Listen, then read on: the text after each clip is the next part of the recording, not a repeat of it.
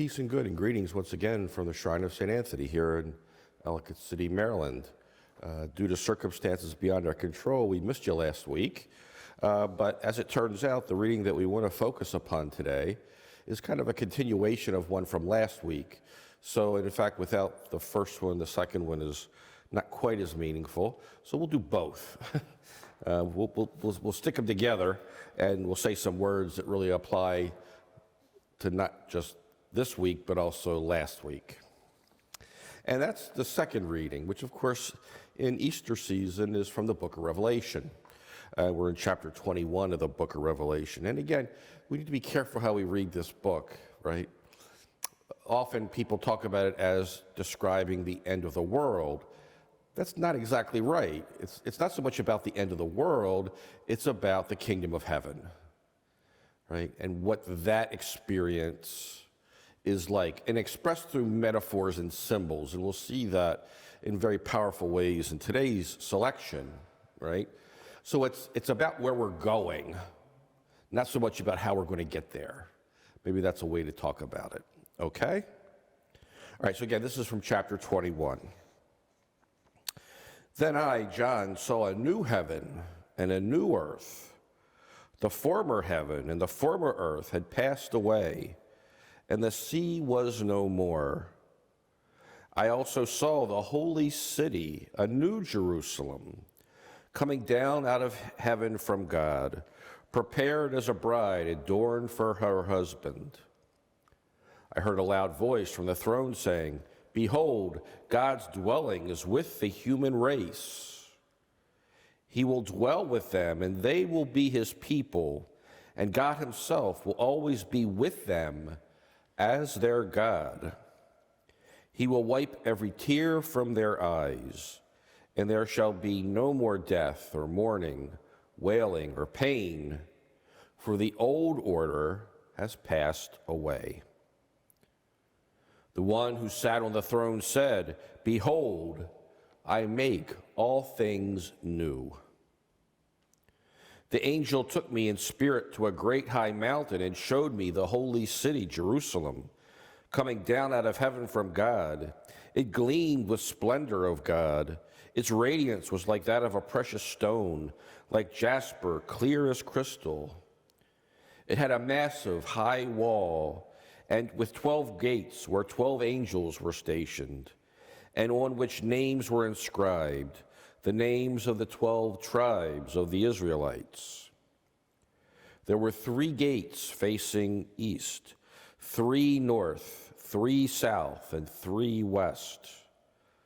The wall of the city had 12 courses of stone as its foundation, on which were inscribed the 12 names of the 12 apostles of the Lamb. I saw no temple in the city, for its temple is the Lord God Almighty and the Lamb.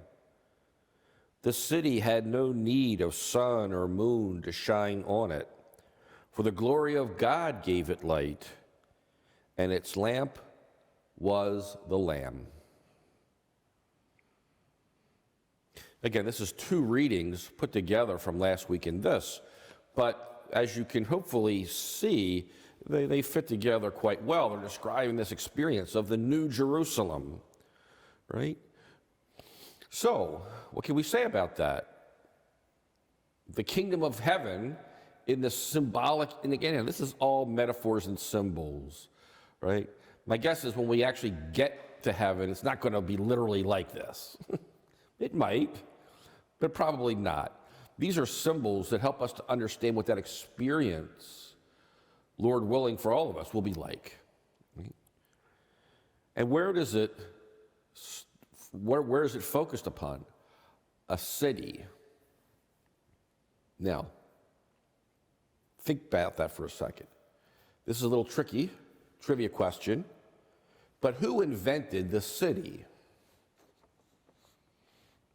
I'll give you a hint. You can find it in the book of Genesis. And it's early in the book of Genesis. Cain. Cain the fratricide, as he is called sometimes. Cain, the man who killed his brother out of jealousy and envy, right?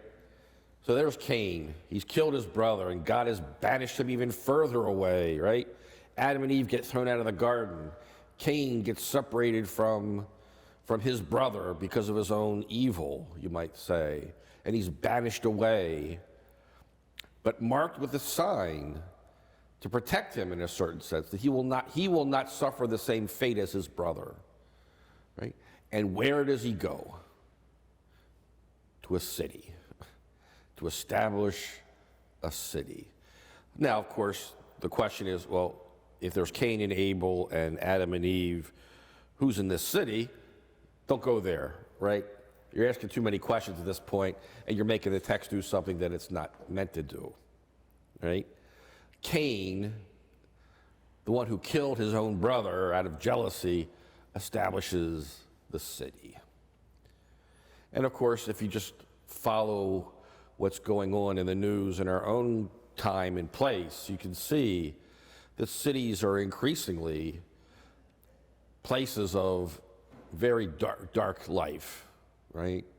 Fair amount of darkness, violence, homicides, right? Drugs. Right?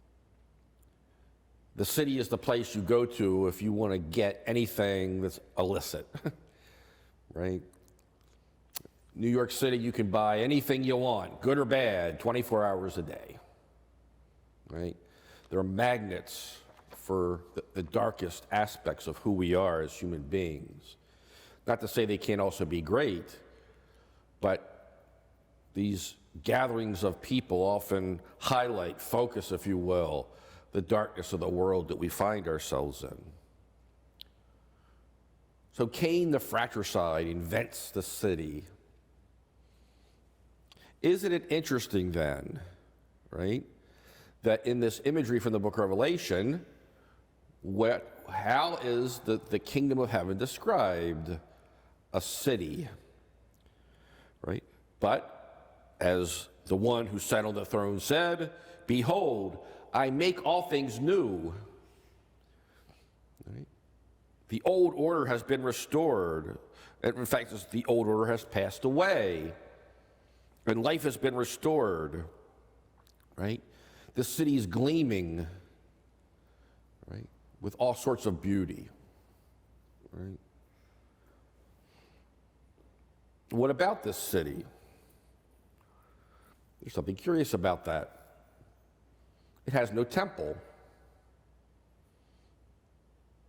The worldly Jerusalem had a temple, right? This is the next key point, right? Jerusalem had a temple. Originally built by Solomon, it was destroyed. Herod builds a second one, right? And that one is destroyed too by the Romans. Not that long before this text was written, right? The temple. What was the temple? The temple was where God dwelled in the world, right? And it goes back even to the Exodus. Remember there was this tent that they had. It was kind of like a moving temple, and God moved along, and the people followed with it. And every night they would pitch the tent, and God would dwell in the temple, made of this tent, tabernacle thing, right? Right. And once the temple was indeed established, God dwells there. But there's a separation, right? God dwells in the Holy of Holies. Nobody goes near there, right? Except one day a year, except the high priest, whose job it was to offer sacrifice, right, for the sins of the people by going into the Holy of Holies, right? That space, and only he could go in. Another little trivia point, right? As the tradition has it, when the high priest went in, they would put tie a rope around his leg, in case he went in there and dropped dead of a heart attack. Because nobody else could go in there, so they'd be able to pull him out, right? God separated from his people, if you will, dwelling in this temple, right? But in the heavenly Jerusalem, there is no temple. Why? Because God will dwell with God's people, as it says, right? I saw no temple in the city, for its temple is the Lord God Almighty. Right? God is the temple and the Lamb. Right? In this restored heavenly place, all of God's people will dwell with God. There will be no separation between God and us. What a wonderful thought that is. What a powerful image that is. And a hopeful image for all of us, right? No longer will we have to encounter the Lord in signs and symbols and sacraments. We will have this direct experience of God, right? For those who can endure the time of trial, as we see earlier in the text. But if we get there, what will we note? Again, this is our next reference and our final reference to the book of Genesis. The city had no need of sun or moon to shine on it, for the glory of God gave it light, and its lamp was the Lamb. Think back to the very first words almost of Genesis. Right? God says, what's the first movement of creation? Let there be light. Let there be light. And there was light. Now, the interesting thing is, the sun and the moon and the stars are created later. What is that light? It's the glory of God shining through creation, right? And that is what will be restored. We won't need the moon and those stars and the sun anymore. God will be the light. Again, there's no barrier anymore between God, or will be, between God and ourselves. Right? What a hopeful image that is for us.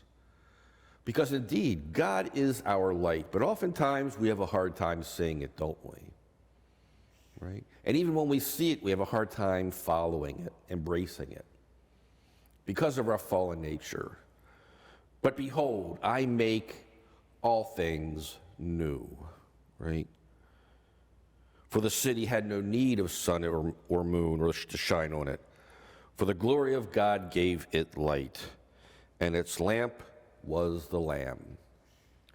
We look forward to that moment when we all ourselves will, Lord willing, right, come into the overwhelming radiance and the light of God. Thank you for joining us. We're back again, hopefully, with these weekly reflections on the Sunday readings. Just a little commercial. We just completed last night the fourth talk of our online series of talks on an introduction to Christian spirituality. That means all four talks of the series will be available shortly on our social media outlets, YouTube and such. So if you missed any of those, the whole series will be available, at least for a while. They're each about an hour long, and they develop a kind of an introduction to what we mean by Christian spirituality. So if you haven't had a chance to check those out, we encourage you to give it a look and see if it's something that might be meaningful to you. But until next time, just a reminder that you are always in our prayers. All the companions of St. Anthony are remembered in our prayers each day at the Friary, and we look forward to seeing you again. So until next time, may the Lord give you peace.